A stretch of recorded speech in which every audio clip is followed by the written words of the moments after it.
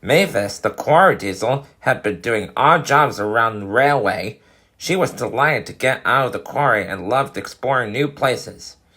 One morning, the Fat Controller came to see her. She was soon happily trundling along the line, but her mood changed when she arrived. Large piles of scrap lay everywhere. Mavis became a little nervous. A diesel sat waiting for her, chirped Mavis. Growled the diesel. Mavis was studying no nonsense, she said smirkily, and she flounced away before the diesel could say another word. Later, she was shunting in the yard with Thomas.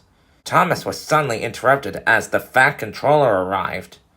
With that, Mavis rolled sadly away. The next day, Thomas is telling Gordon all about Mavis, he said Thomas crossly. Gordon laughed, said Thomas.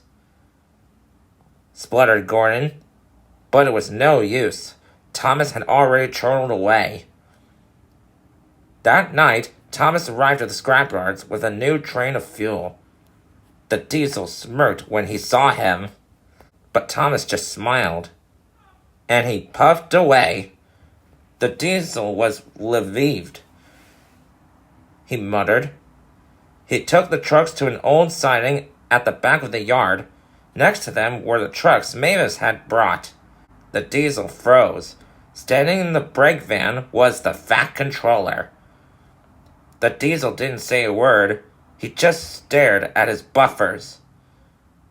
The diesel scowled and scuttled away, said Thomas.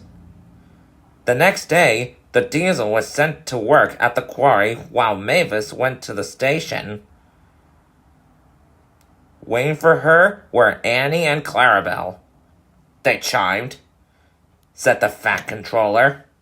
Thomas smiled. The guard's whistle blew and she happily set off. The Fat Controller suddenly had a thought.